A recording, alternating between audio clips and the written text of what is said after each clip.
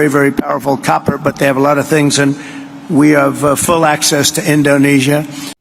Good news, baru aja Amerika Serikat umumkan tarif impor baru buat produk dari Indonesia.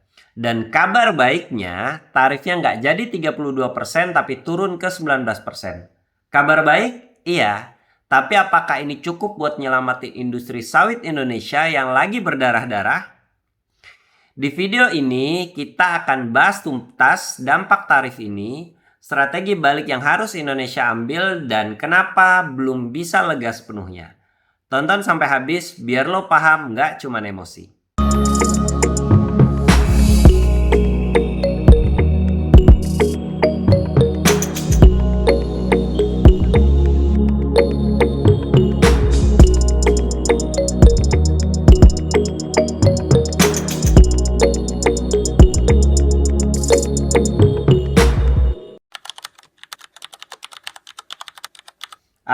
Gue Roni. Gue rangkum dikit cerita awal tarif 32% ini. Perang dagang gaya Trump kembali saat Presiden unik Amerika Serikat ini terpilih kembali. Banyak negara yang kena hajar tarifnya, termasuk Indonesia. Indonesia dianggap terlalu untung dari surplus perdagangan dengan Amerika. Trump ancam tarif 32% untuk tekan neraca dagang dengan Indonesia.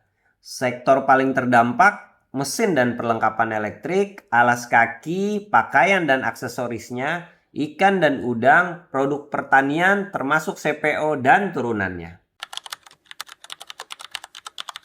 And the other part is they are going to pay 19% and we are going to pay nothing. Berita baiknya, update terbaru Indonesia dan Amerika Serikat capai kesepakatan 15 Juli 2025 kemarin. Tarif resmi 19% bukan 32%. Sebagai kompensasi, RI beli 50 pesawat Boeing, impor energi sebesar 15 miliar dolar dari Amerika Serikat, impor produk pertanian Amerika Serikat senilai 4,5 miliar dolar, akses penuh ke pasar Indonesia, barang Amerika Serikat bebas tarif, Indonesia 19% tarifnya. BI langsung potong suku bunga, pasar saham naik. Sebelumnya, ekspor CPO ke Amerika Serikat hanya 2-5% dari total ekspor sawit Indonesia. Tapi potensi pertumbuhannya besar pasca penurunan tarif ini.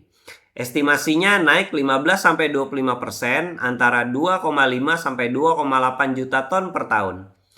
Nilai ekspor bisa naik 300-500 miliar dolar.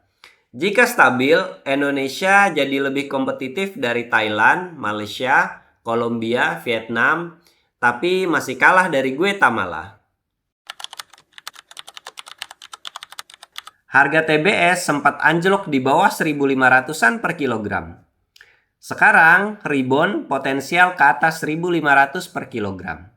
Oh ya, ini yang gue maksud harga TBS di kebun petani tengkulak beli ya, bukan harga di pabrik.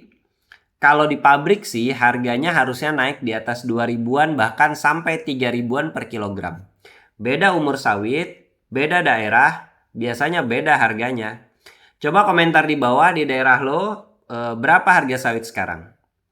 Oke lanjut, pabrik mulai kembali serap TBS karena ekspor membaik. Harga emiten sawit rebound di bursa seperti AALI, LSIP, DSNG. Tapi pemulihan belum merata. Petani swadaya masih rentan. Uni Eropa tetap tekan lewat EUDR, wajib buktikan sawit bebas deforestasi.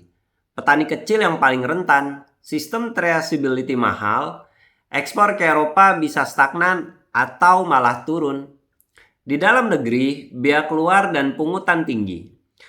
Produktivitas sawit rendah karena sawit tua dan cuaca ekstrim. Satgas kawasan hutan bikin ketidakpastian. Hilirisasi juga belum menyeluruh. Gunakan goodwill politik Amerika Serikat. Negosiasi akses pasar sawit olahan. Percepat hilirisasi, sabun, biofuel, kosmetik, dan lain-lain ya. Bersihkan masalah domestik, biaya ekspor, hukum, legalitas, kredit petani. perluas pasar ke Afrika, Asia Selatan, Timur Tengah, bangun narasi positif global soal sawit Indonesia. Tarif 32% batal, tapi jangan senang dulu. Tarif 19% tetap tinggi. Eropa tetap tekan, dalam negeri tetap berat. Tapi kita bisa balik menyerang. Indonesia harus ubah cara mainnya, ekspor lebih pintar, kelola lebih adil, dan bangun sistem industri sawit yang kuat dari bawah sampai atas.